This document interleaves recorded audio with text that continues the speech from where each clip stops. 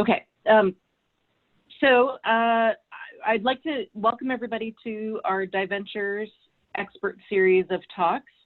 Tonight we're going to be with Aric, and he is from SECORE.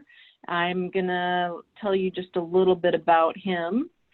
So Aric is the operations manager for SECORE International, and he leads their coral restoration technology development and training programs. He's a graduate of marine affairs and policy programs at the University of Miami, and he's worked in ocean conservation and management for the last 13 years. He's been diving for 20 years and has lived, worked, and visited the underwater worlds of South Pacific, Micronesia, California, and the Caribbean. I'm going to say go ahead and take over the share. Folks, if you have questions at any point throughout, please feel free to put them in the chat room now or anytime throughout, and we'll collect them and we'll answer them at the end. But if nothing else, Aric, you're up. Great. And does everybody see my screen there? Not yet, or I don't. I have to actually hit share. There we go. How about now? It's coming up. I've got it now. Great. I got thumbs up. Wonderful. Well, thanks, Joanne. Yeah, and happy to talk to everybody here. It's, it's kind of an odd situation to be doing this. I'd much rather be doing it in person, kind of over a beer at one of your guys' locations. That's more often how we end up interacting with this community. But here we are, and I think we can make the best of this situation. So as Joanne said, my name is Aric Bickel. I'm the operations manager for SECORE International. And if you're not familiar with us, we are a relatively small nonprofit organization dedicated to coral research, restoration, outreach, and education. And we're a relatively young organization. We've been around for 8 to 10 years. I'm relatively new to the organization. I've been here for about 3 years. And a little further about me than what Joanna had mentioned. This is kind of where I got my start in marine science. Some people get cars for their 16th birthday. As a burgeoning interest in marine science, my parents ended up purchasing me a dive certification for my 16th birthday. And so this is where I spent my first certification dive. This is a Plum Run Quarry, just about an hour outside of Cincinnati, Ohio, is where I grew up. And as kind of someone in the landlocked Midwest, this is about as best as it comes. The big draws to Plum Run here are they sunk a school bus at about 25 feet that you could go down to. That was the first thing you hit, and then they have the big climax is a helicopter that's at about 45 feet, which is just below the thermocline, and so you can. If you want to brave even in the summer, kind of high 50s, low 60s water temperature to get down there, you can do that. So that was my first kind of diving in water experience like that.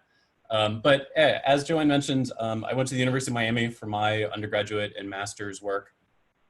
And I kind of cut my teeth first and got my first gig in the Peace Corps following my master's degree in Fiji. And so I spent a few years working in Fiji. This is me appropriately kind of in the back of that group of folks. I learned a ton from them. And I worked with this group of 36 communities to establish a network of marine reserves there. They were looking to kind of better their stewardship of the resources that they drew from.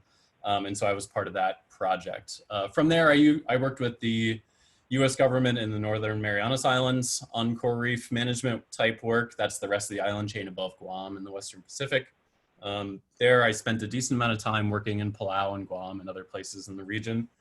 Then ended up taking a little bit of a left turn and working in California for several years in the kelp forest ecosystem. And as a side note, if you've not done kelp forest diving, it's super crazy cold, but it's beautiful. It has this really hauntingly beautiful quality to it. And I would absolutely recommend it if you could make your way to the central or northern coast of California to do that. It's quite worth the trip. But I really miss doing work on coral reefs. And this is a picture I would offer and refer back to is, I loved this group of people, and I loved working in these communities, and I really loved working in coral reef ecosystems. They're amazing ecosystems to work in.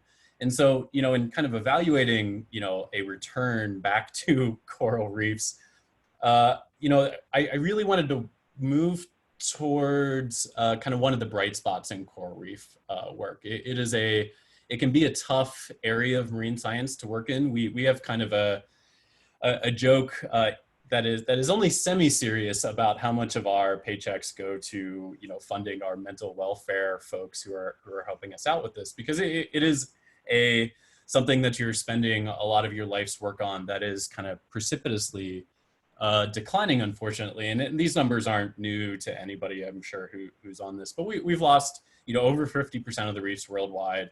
In the Caribbean, we've lost nearly 80% of that. And that's uneven. In some places it's better than others, and in some places it's worse than others, but about 80%. And in the next 30 years or so, we're expecting that to rise worldwide to 75% in kind of a business as usual scenario, which includes kind of a complete functional loss of coral reefs in the Caribbean.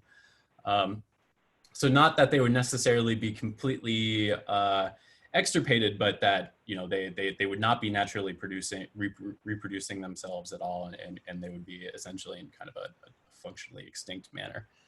And while it is, from a recreational standpoint and just as an intrinsic that we all really want coral reefs to be there, that is a huge loss. But there's a real kind of tangible value to those as well. And again, something that I'm sure everybody on this call is aware of, but they're the rainforest of the ocean, right? 1% of the ocean area, but 25% of the species, this incredibly species-rich area. 500 million people directly rely on coral reefs for their livelihoods. Their families don't make it without coral reefs. And about 1 billion people worldwide rely on reefs for their main source of protein. And that's 1/7, 1/8 of the world's population. So a large population is completely dependent on these ecosystems.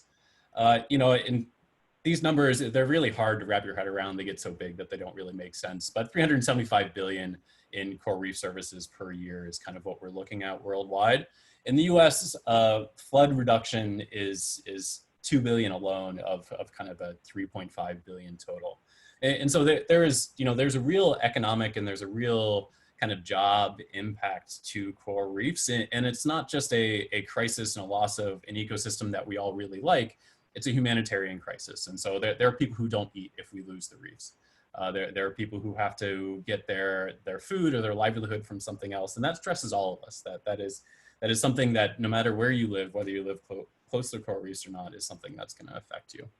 And in the US, just quickly touching on this in kind of the world with rising sea levels and increasing intensity and severity of storms, a healthy coral reef can abate wave energy by 97%. And that's a big deal in communities that really affects. And if you think of someplace like South Florida or the Florida Keys, or if you've done diving in any kind of small islands, that's a really big deal. And so even if you want to ignore some of the other things, that just that shoreline protection aspect is a really big aspect of this.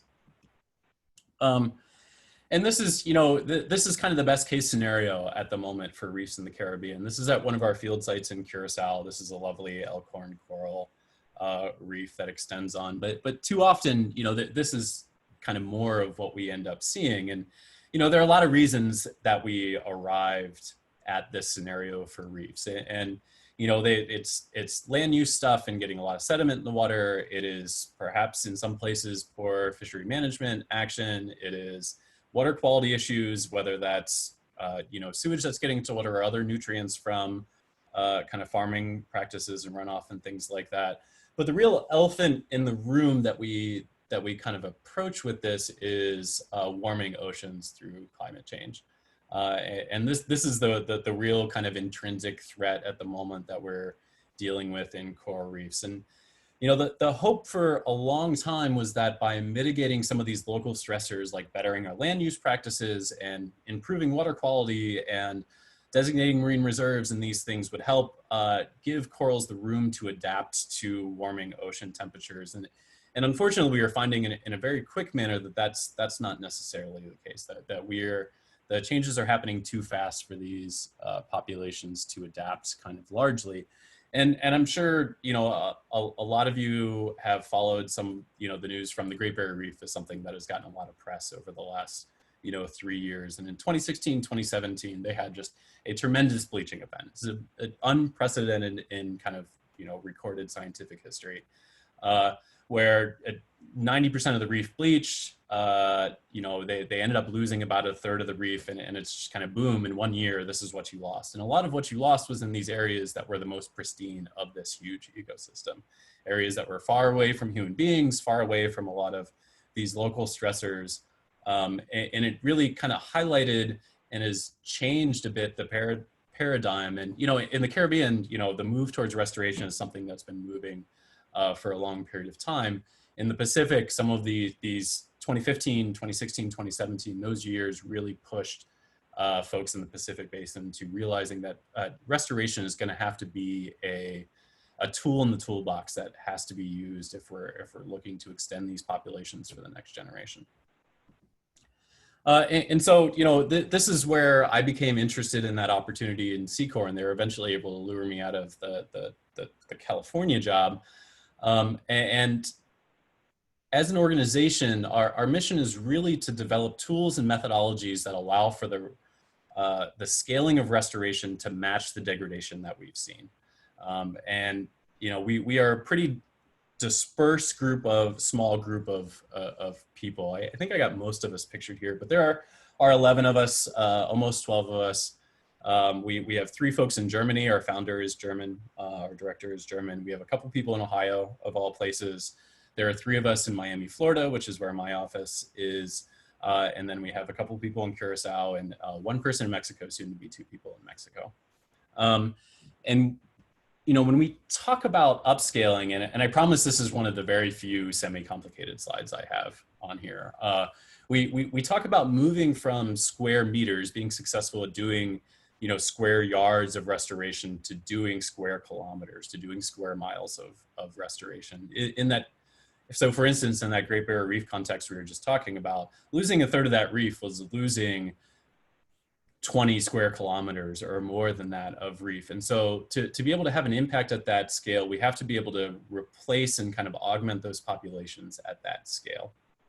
And it's easiest for me to think about our work in kind of 3 different buckets. We have a big science team that focuses a lot on the biology, and corals are surprisingly an organism that we don't have complete knowledge of, particularly not of each of its species. So we have a relatively large science team that is focused on looking at those life histories, figuring out the settlement and their survivorship needs of those organisms for us to effectively restore them.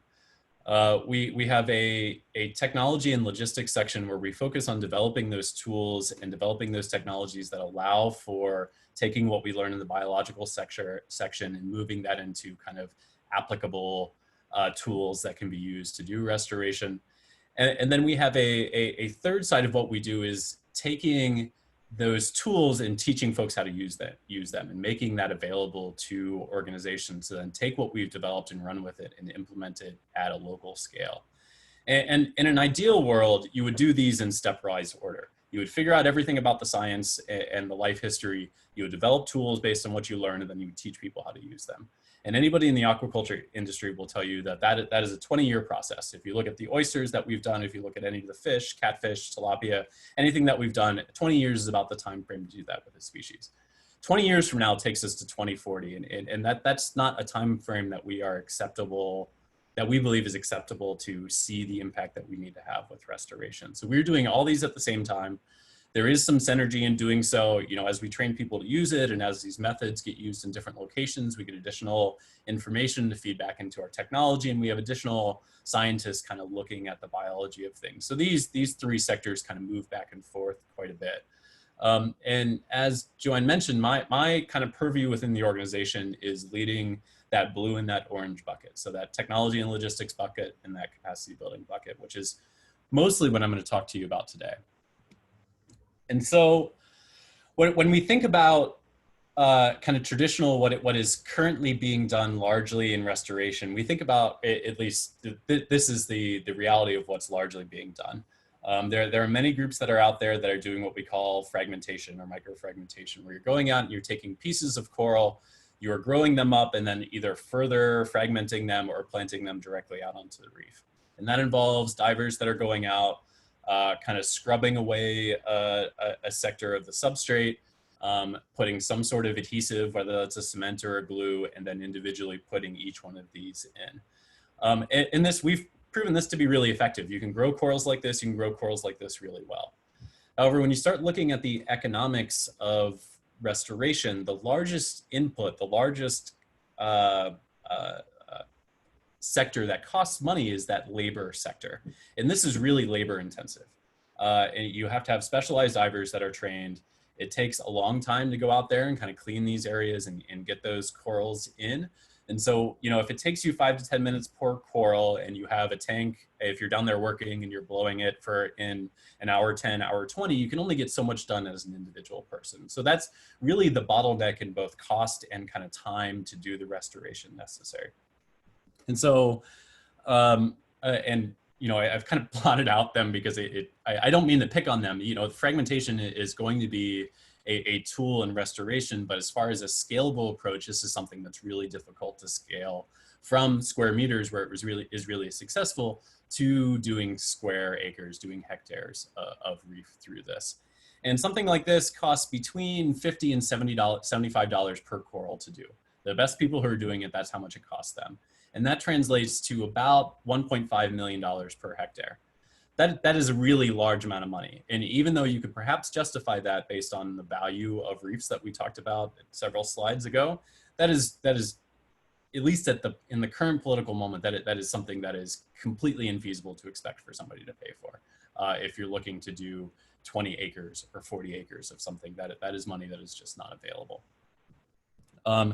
And so SECORE is perhaps most well known for pioneering the tools and methods to do restoration via larval propagation. So this is actually the most complicated slide that I have. After this, it gets real easy and it's all pretty pictures. So bear with me here first, a quick biological lesson. And this is simplifying it. Those of you who know corals really well are gonna tell me that this isn't entirely true. But largely, the corals that we are working with are what we call broadcast spawners. So to reproduce, they throw these bundles of eggs and sperm into the water column. They float to the surface where they mix with all the other corals of that species who have done that. They fertilize, develop into, over several days, into embryos that develop into kind of free swimming larvae. Those larvae swim back down to the bottom, find an appropriate place to call home, and they metamorphize into this polyp that then grows up into a coral. And then eventually, if everything goes well, it turns into adult and spawns again. So through the methodologies that we pioneered for larval propagation, we take advantage of this life cycle to kind of augment it and to kick it up a notch for restoration purposes. So we send folks out there to, with nets, collect those gametes as they're released by the corals. We then take those someplace. Sometimes it's a lab, sometimes it's the back of a boat, sometimes it's a beach. But these gametes are so good at fertilizing themselves, you just kind of dump them in a big bucket. Essentially, it's a little more nuanced than that, but you dump them in a big bucket. You fertilize them. As they grow into this kind of free swimming larval phase, you introduce these artificial substrates. Once they start growing on those substrates, we then plant those out onto the reef. And so this has a number of advantages that I'll talk about here in a second. And so for those not familiar with the spawning of corals, this is a completely diveable thing. There are many places that offer kind of spawning dives. It almost always happens at night. Again, I was mentioning that there's still a lot that we are learning about coral life history, but as far as we're aware, they are queuing in on the water temperature and the light from the moon to sequence up, and so that they all do this at the same time of an individual species. And specific species will pick different times of the night and different times of the month to do this. And so at its picked time, the corals will start to push these bundles of eggs and sperm to the mouths of their polyps. And you can kind of see that as almost like goose pimples on the outside of the flesh of the coral. You can see here, this is a different type of coral, but it kind of has those kind of lodged and ready to go in their mouths. And then as they get to the appointed time, they begin to release those bundles, and those bundles are released and they are positively buoyant, so they float. And so you kind of get scenes like this from each colony down there. And if you have enough of them down there, it ends up feeling like you're swimming through a reverse snowstorm. It is like snow coming up from the bunch. And there are all these, to a degree, unfortunately, all these invertebrates that come to eat on those eggs, and you have fish darting around all over the place. And you end up with these underwater snowstorms. And so I'm gonna, because I'm not speaking from the biology side, I'm gonna step all over their side of this, and in one slide here and in one picture display all the incredible amount of research that goes into making this calendar and coming up with exactly when this is gonna happen, because it happens in distinctly different times after sunset and on different times of the month, depending on the species. And it is different in different locations. So what you see in Cuba is going to be different from what you see in Florida, for what you see in Curacao, to what you see in Mexico. It's all going to be a little different. So it takes a lot of local knowledge and time to develop these observation records to find out when this is going to happen. But once you've figured this out and put the effort into it, they are completely predictable events. And within a 20-minute window on a particular day, we can almost assuredly predict when this is going to happen. So it makes it possible to send teams out like this, kind of, this is our team in Curacao headed out to go, and they will dive around and kind of look for that initial setting, that when they start to push these egg and sperm bundles out to their mouths, and then to put nets around those colonies that are going to do that, and then collect those gamete bundles as they rise up buoyantly into the cups at the top of those. And we collect those bottles, take them back to wherever the fertilization is going to happen. Again, this is our team in Curacao doing it, but and I'll have a picture a little later about somebody doing this on the back of the boat. But this is completely doable with no laboratory facilities. But this is the lab in Curacao, where they're mixing those up, and in a fairly short period of time, they begin to fertilize and develop into embryos. And so this is, it depends on the species, but between an hour to 3 hours after coming in contact with each other, they are already fertilized and starting to grow. Here, this is that same, this same group here. About an hour or 2 hours later, they're already developing or divided several times, and they're already these multicellular globulins. And then, over the next several days, we introduce them to these artificial substrates that I mentioned. And once they have settled on those, and in many cases, we try to get them out as soon as possible. So as early as kind of a week and a half or 2 weeks after they have started growing on those, we send teams out with crates of them to then go outplant them on the reef. And so then when you go back, this is a 2.5 month survey, I think. And so each of those arrows is pointing to a coral that's growing on that substrate. Here it is. If you zoom in a little bit, that's about the same time period. That's a 2-month-old. I think that's an acroprid. I want to say it's probably an elkhorn coral, but I can't say that exactly for sure. Here's one of those elkhorns at about 9-10 months. And you can just see the edge of that substrate it's growing on here in the lower left-hand corner, if you can see my mouse. But they very quickly grow over the substrate and essentially attach that down to the reef once it's kind of wedged in there. And then this is not quite a 2-year-old colony. You don't even see it at all, and it looks like a normal colony that's growing on the reef. And for this species in particular, this is pretty close to a breeding size. This one is definitely of breeding size. This is about a 4-year-old individual in Curacao. And so we've gotten to the point in a couple of these places where we've been doing this long enough that we are now making collections of one of those generations of outplanted coral. So we are now in kind of generation 2 of these restored corals. that are providing some of that restoration stock. And so, you know, the advantages in comparison to kind of the traditional fragmentation are, and not to get too genetic geeky about it, but it increases genetic diversity right at the start. When you're fragmenting something, you are cloning that colony that you are taking it from. And the best tool that we have right now for providing what we would call resilience, but essentially the ability for these organisms to adapt to changing conditions, to adapt to warmer waters, are to increase that genetic diversity as much as possible. And so when we do restoration like this, each individual that we are putting out is a genetically distinct individual, is a brand new spin of the wheel. It is a completely new individual that we are putting out there. It has a large capacity for scaling. And so, you know, the woman here who's on the back of the boat mixing and fertilizing this, this culture, there is easily 3 million larvae in there. And it is pretty standard at this point for us to be able to collect 6 to 8 million of these, enough material to create 6 or 8 million larvae with that 6-person team in one night. And so there's a large amount of material to be able to work with here, collected from just a small number of people.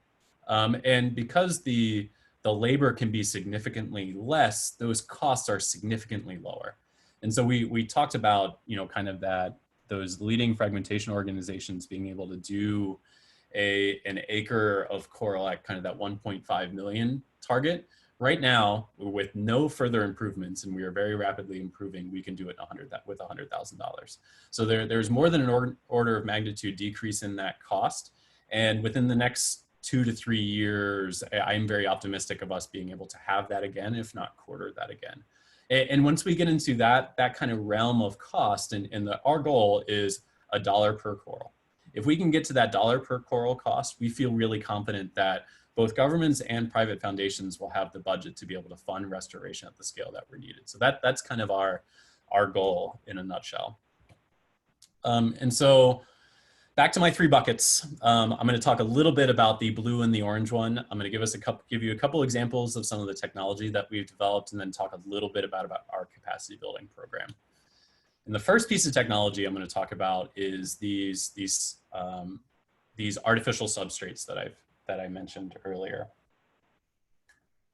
And kind of uniquely in the coral restoration sphere, we put almost equivalent emphasis on the technology and engineering side of what we do as we do our science side.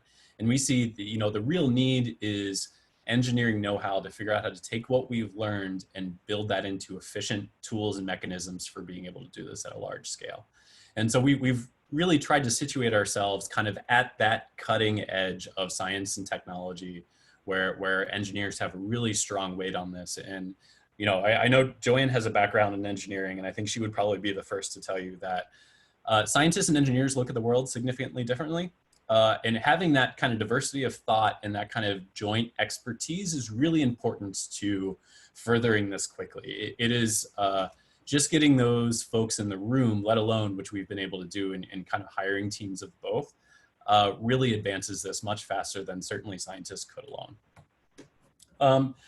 And so looking at these substrates, which we lovingly call coral seeding units, this is kind of our initial development there. We started working, 8-10 years ago with these units here on the left, if you're able to see my cursor. And so those are ceramic spacers. These are super widely available. You could go into any ceramic shop in essentially anywhere in the States and find these for 5 cents a pop.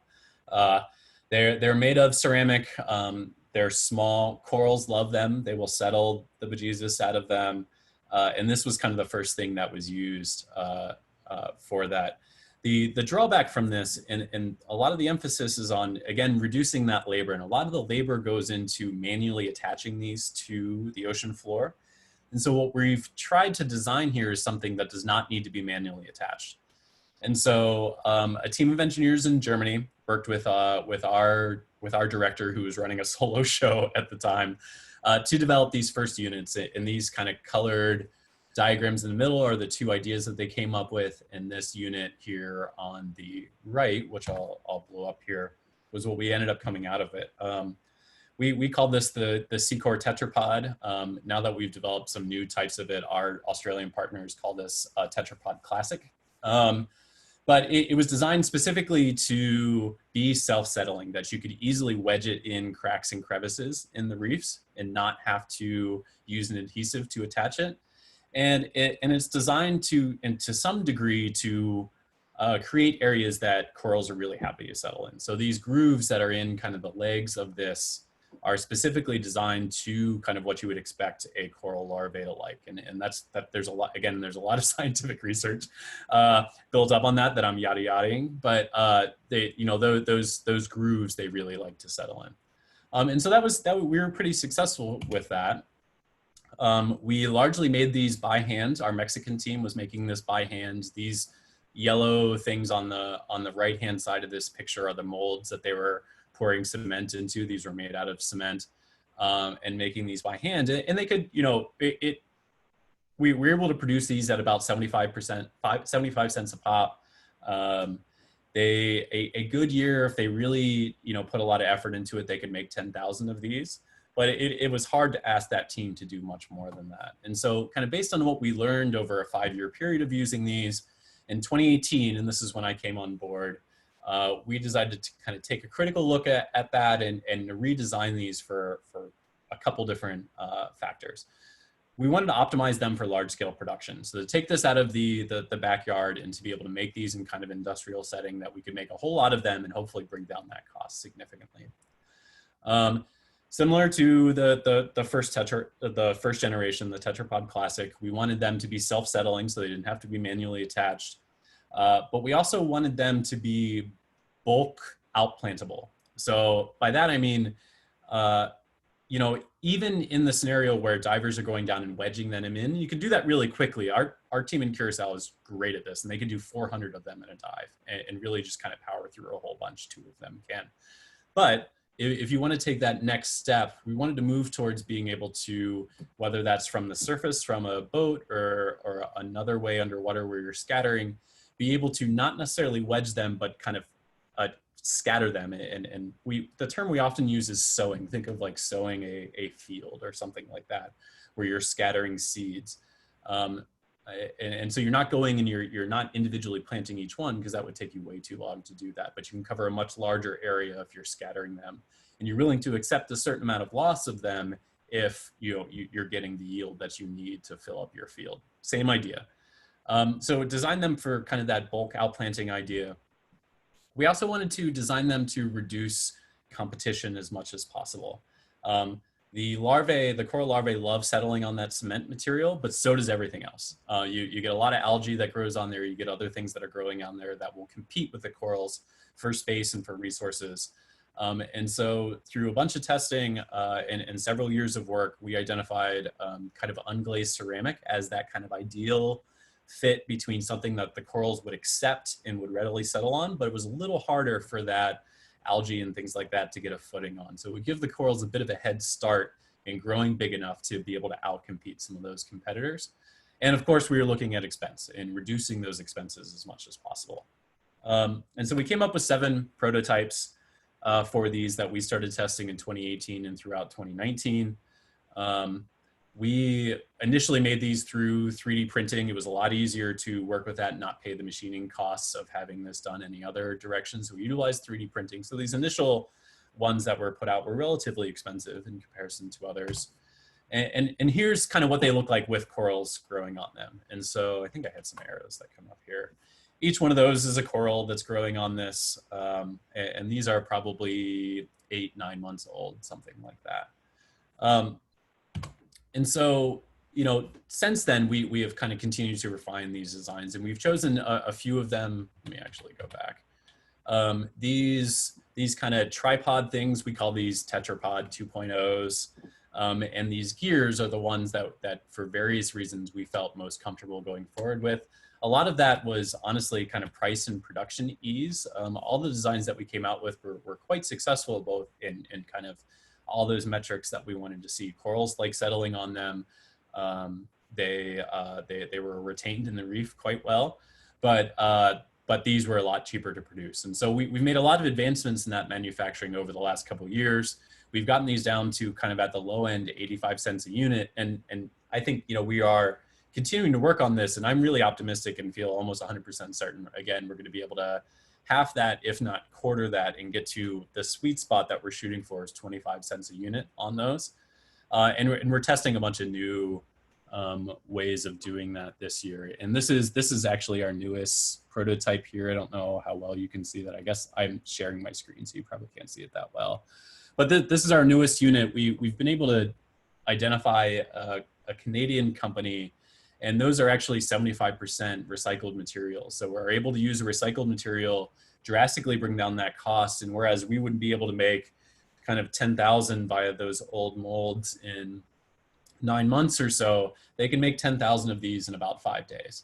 So we are really able to jumpstart that production and start to produce these at a scale and a cost that is getting to the sweet spot that we're looking for.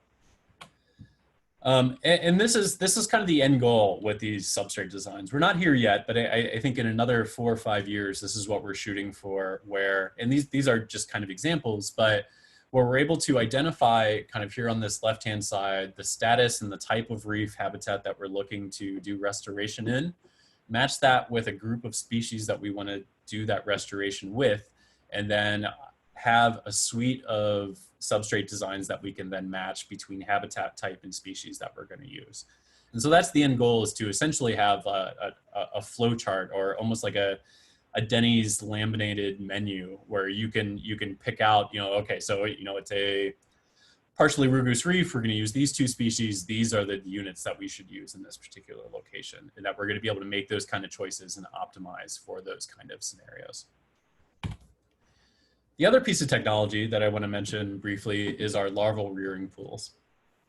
And so I think, you know, most aquaculture operations are done kind of in these land-based facilities, and you can do corals in land-based facilities, lots of groups do, but it is a several $million investment in creating one of those facilities, and you have to have the footprint to put something like that.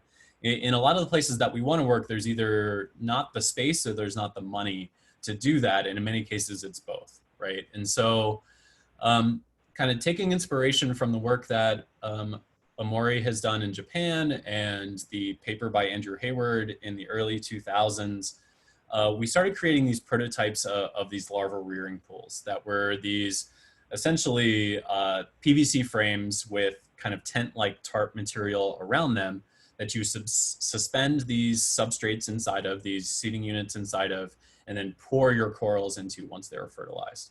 And so that could be done completely in the water. You didn't need any of the land-based stuff.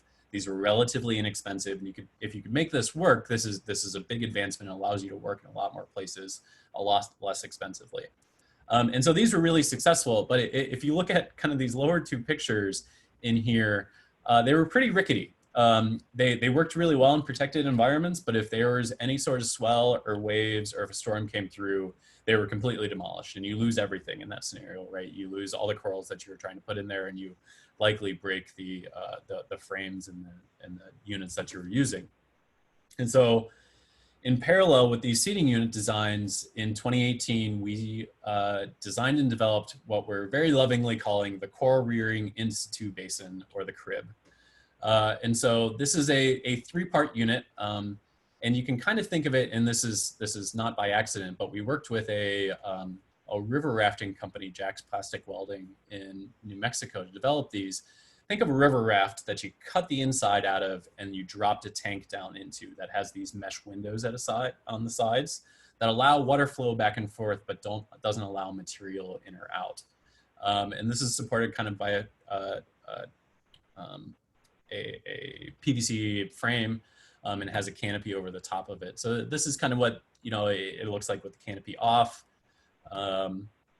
This is, you know, those initial kind of frames and canopies that we had on it. And this ended up being really successful. It is designed to orient itself into the prevailing current. And so kind of like a boat, the current breaks across the bow where you want it to, and it's never broadsided by the current. And so it is able to withstand a lot more forcing on it. And we had these do really well in some pretty severe storms and all kinds of things. They were very, very resilient. These are, you know, kind of that generation 1 pool and the first version of the crib kind of next to each other. This is in our field site in Eleuthera in the Bahamas. And so you can see there's a significant difference in both size and kind of ocean goingness, or if you want to term it that.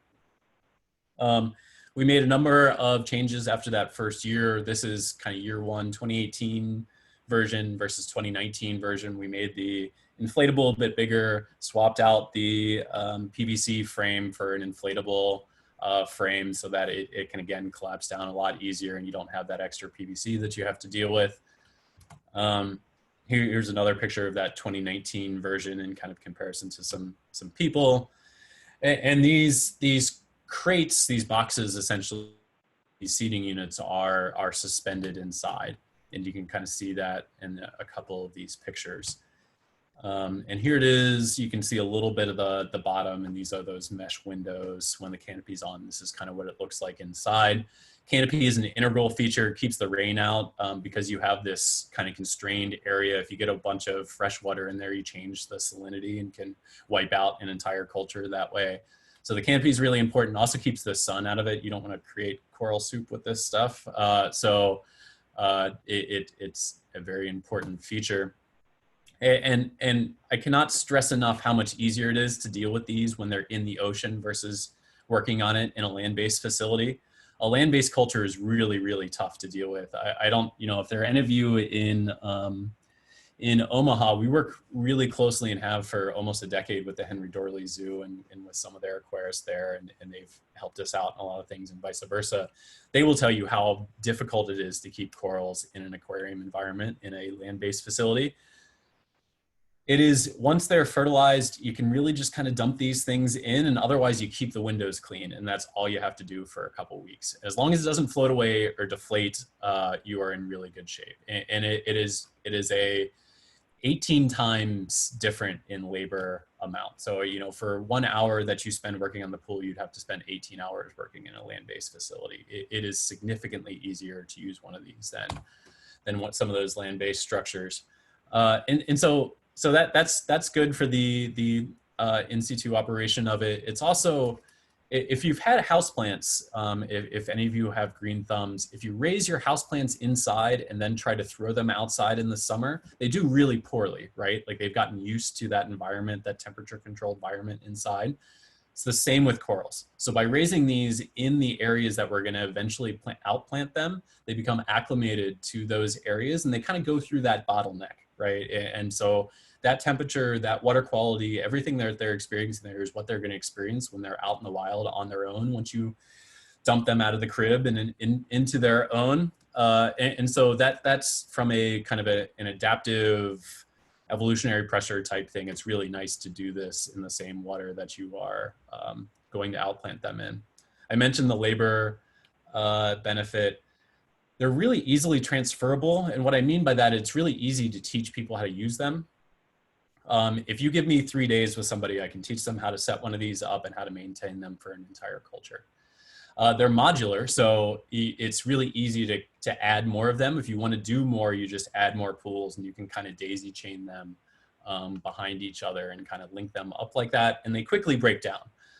Of course, coral spawning season coincides with hurricane season, and so if you're in a land-based facility, there's no tearing the land-based facility down and storing it safely for a hurricane. If you get hit by a hurricane, you're gonna get hit pretty hard by it. We can disassemble one of these in 4 hours and kind of get it under lock and key. And so that investment you're making in these is protected in those storms, which is not, I will tell you, is not a small thing. This is just, you know, just kind of mentioning some of the other things that we're working on that I'm not going to spend any time going, but a lot of what we're looking at kind of towards the future here is automating these processes and working with kind of underwater automated and remotely operated vehicles to do some of this outplanting and perhaps even do some of this collection. And so again, really looking at reducing that labor as much as possible, because that's that biggest input, and that's how we get to those costs that are feasible. And finally, and is talking a little bit about our training and mentoring program. And this is a really key aspect of what we do, because SECORE is not an implementing organization.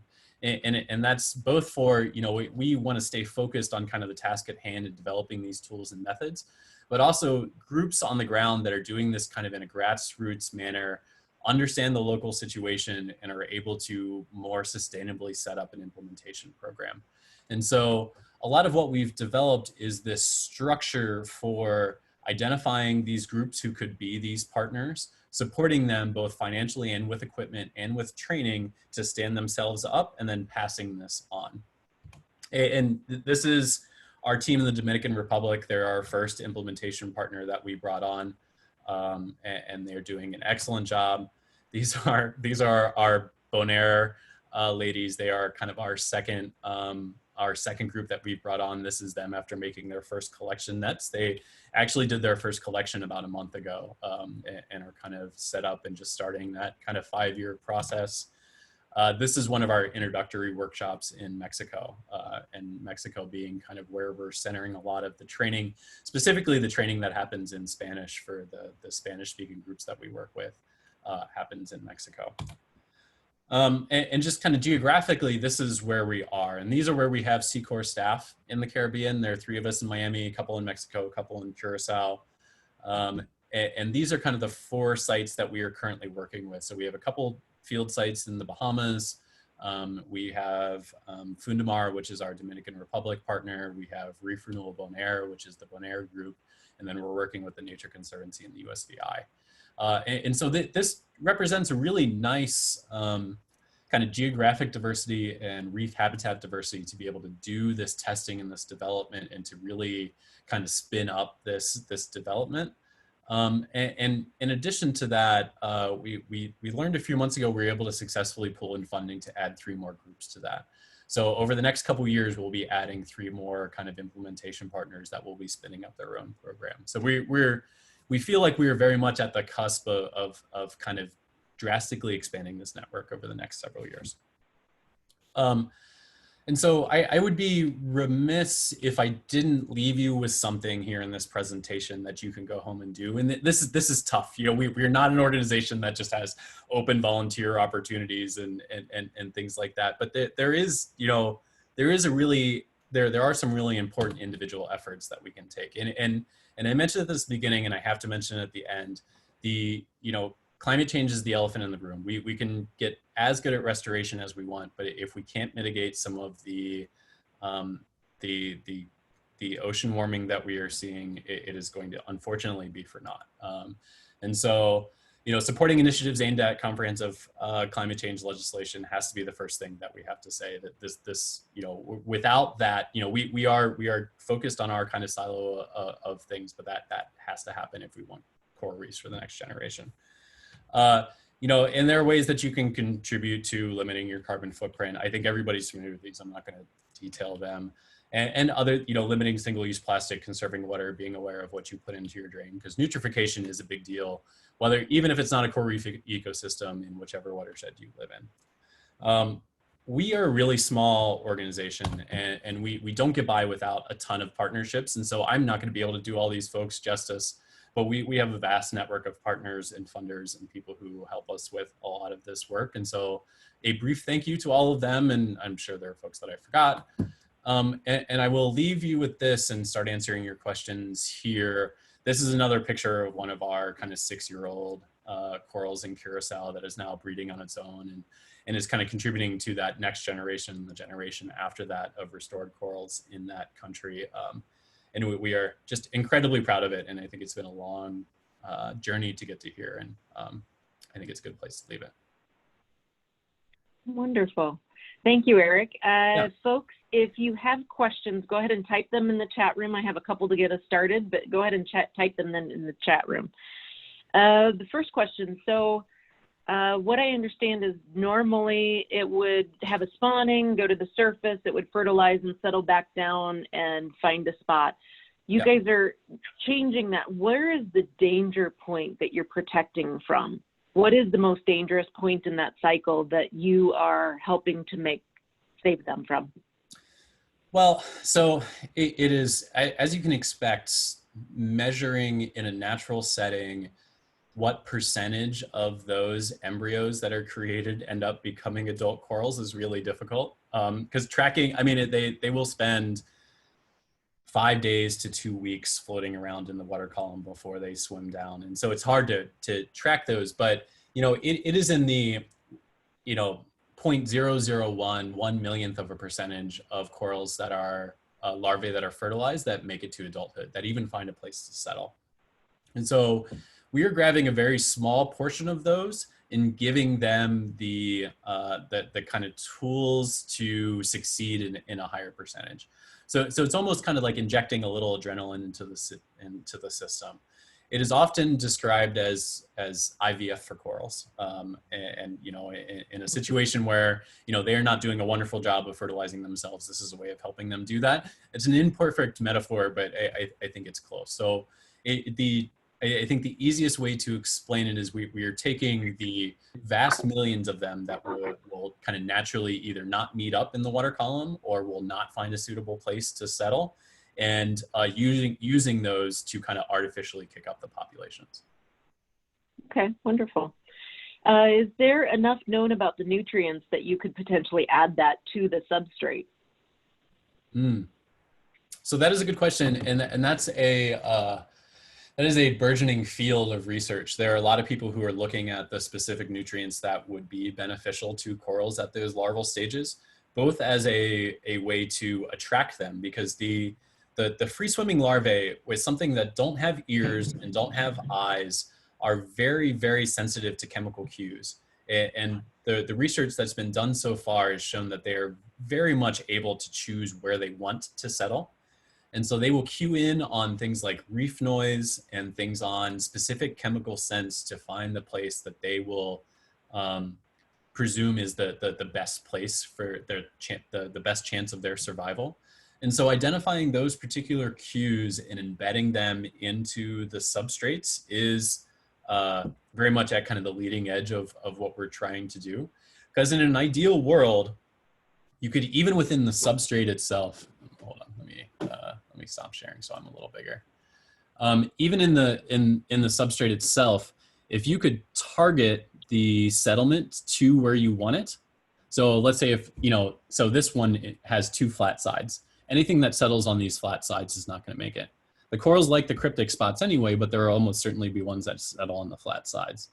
But if you could put in certain nutrients or certain cues into the grooves or into the hole in the center or something like that and target that settlement, you could much better design a unit that could protect it, either whether that's from fish grazing or from over competition or something of that nature.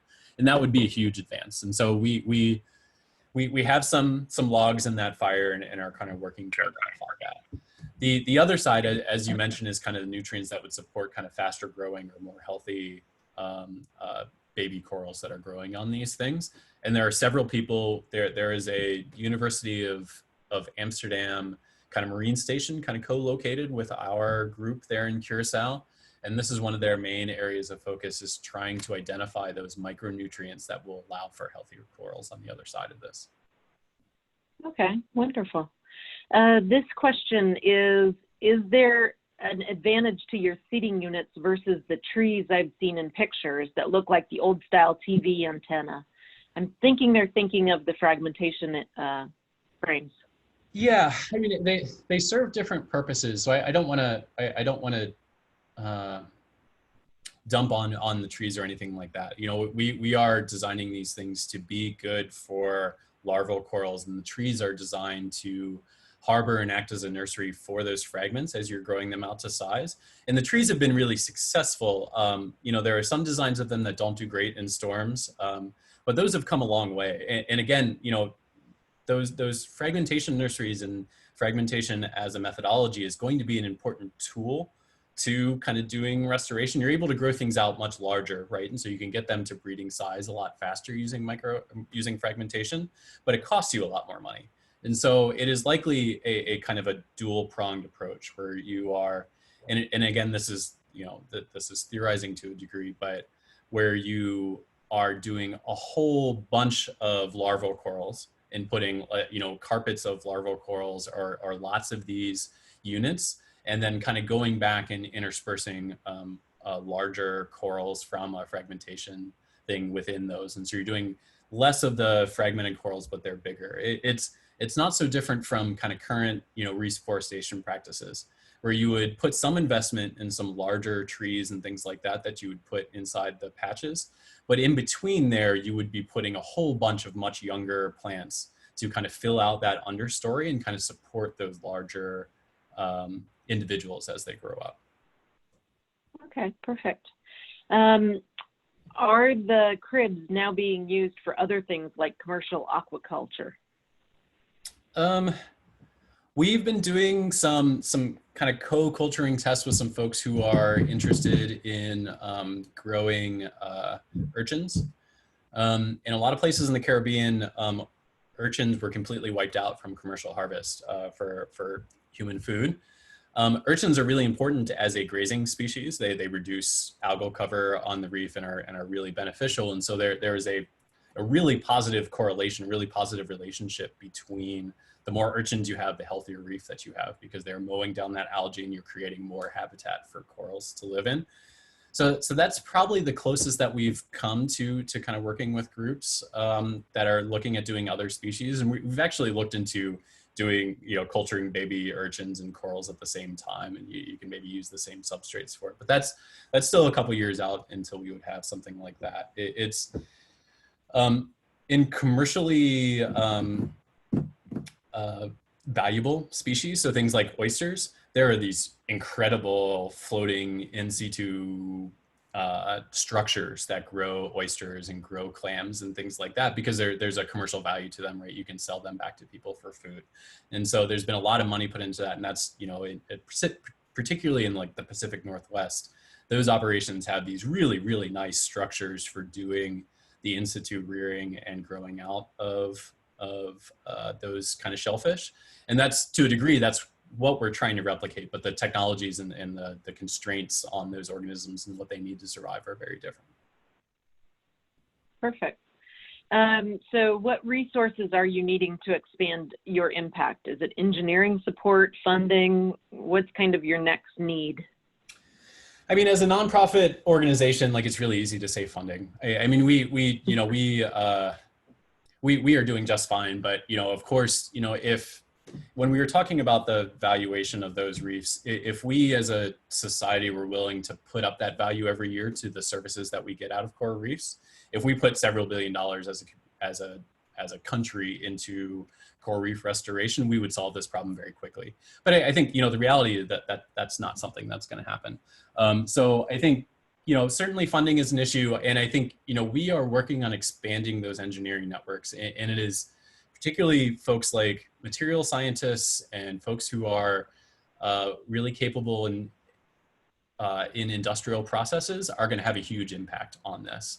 And I think, we've started to make inroads with some of the tech companies that are doing some of the like the robot automation and things like that. And I think that's where we're going to see a lot of gains. And so continuing to build those networks and bring more people into this, what is becoming a larger community, but is really a subset of a specialty, is going to yield the most benefit. Okay, perfect. Wouldn't naturally porous, low-cost lava rock be a cheap way to scale growth of the substrate? Maybe. So it depends on the type of lava rock, and I think the sourcing of that would be really important. And as an organization, we try to be really conscious of not solving one problem by causing another. And so, lava rock, it would depend on where you're getting it from and how if you could efficiently take it from where it is to where you want to go with it. And corals are really finicky about that material that they settle on. If it is too slick or too smooth, they will try to attach to it, but they will fall off of it as you kind of move it from wherever you're doing that initial settlement and growth to where you want it to grow on the reef. Conversely, if it's too rough, it'll attract a ton of algae. The algae love the rough surfaces. So anything too rough is not great. And sometimes even, I'm not going to flick back to it, but one of the materials that we tested in that group of 7 prototypes was this really rough material for various reasons that made sense to trial. The corals hated it. I don't know if it was like small, sharp, like grains in there that they just didn't like settling on it, but they absolutely hated it, like more than anything that we've ever trialed, which is quite interesting. So there's this really there's this Goldilocks zone of what you're looking for, where you can try to find something that corals are willing to settle on. It may not be the thing that they ideally settle on, but are willing to settle on, but makes it harder for other things to settle on. Honestly, you know what? One of the materials that works really well is glass, and kind of taking a roughish glass material and using that, because algae can't grow on it, but you can get a lot of corals that grow on it. And it's, at the moment, there is not a economic manufacturing option for making what we need to make out of a substance like that. And so again, as we're continuing to move through going back to the other question, bringing in these larger networks of material scientists to kind of figure out and to have, to a degree, some impact investment in particular materials that will fit in this Goldilocks zone and meet the constraints that we have. Perfect. I think I have just two more. One of them is, as the water temperatures are warming, are we seeing the coral reefs growing farther north and south from the equator, changing their zones? There hasn't been a ton of evidence of that yet. And the issue, I am most familiar with that, thinking of that kind of on the US East Coast, right? And part of the issue is that the coral communities there, kind of at that transition zone, have been so impacted that there isn't the source material to make it up north. You could perhaps consider transplanting, and you know, speaking from a very strictly Florida perspective, you know, the vast majority of the coral populations in Florida are considered to be kind of locally, what would be the term? Experiencing reproductive failure, that the density of the corals isn't tight enough that they're not naturally fertilizing, because they're not meeting each other in significant enough kind of concentrations when they spawn to be able to do so. And so there are a lot of really what would have been considered 3-5 years ago, really risky interventions that are being considered. And one of them is moving corals north into cooler waters. The other could likely, and you could certainly see this decades from now, is taking some of these processes that we have been pioneering and building these tools for, and using them to bring coral larvae to places that are opening up as potential new habitat. There are a lot of risks with all of that, and there's a whole lot of kind of issues in that train. But yeah, I mean, the transplantation of things further north is certainly something that we may see or may have to be considered. What that doesn't do is it doesn't help the communities that rely on those reefs where they are now. And you know, in particular in small island developing states, you know, this is a existential threat to, you know, not having the protection of those reefs likely endangers those populations of people being able to live in those locations. Okay, perfect. So I think the last question, and you and I might connect on this later. I know you said SECORE doesn't have opportunities for trips and travel, but you're training others to do this on their islands. If there are folks that are doing this that we could partner with and go to help them, I think that would be an interesting thing for Diventures to do a trip like that. So maybe that's something you and I could talk separately and see if there's opportunities there. Let's talk separately about that, because we have in the past, we have done kind of these programs to bring dive communities to a particular site for a spawning event. And yeah, it'll be easier to talk about those kind of opportunities. And I'm not the one that you would work with to do that, thank God. Yeah, but that it is certainly a possibility. I think, you know, for various reasons, our first home base in the United States was Columbus. Columbus, Ohio is where we have our 501c3 registered in, and it's because the Columbus Zoo and Aquarium was an early kind of sponsor of our organization. And so we have a couple dive companies that have been long supporters of us that we've organized these kind of trips with. And it's kind of a, you know, we get a little bit of a funding benefit out of it, because people pay for it as kind of part of their trip out to go and help. And then, you know, folks are able to help do a bunch of outplanting and do some collecting of the spawn and things like that. Wonderful. I think that would be a blast. I've actually gotten the chance to do some of the fragmentation, and I loved it. And then to get involved with what SECORE is doing, I would love it. It would be amazing. I want to say thank you so much. This is very intriguing and very interesting to me. I appreciate your time tonight, and thank you very much. Yeah, thank you guys very much. Thank you all for joining. Thanks a lot for having me. Yeah, thank you all for joining. Have a good evening. Great, thanks.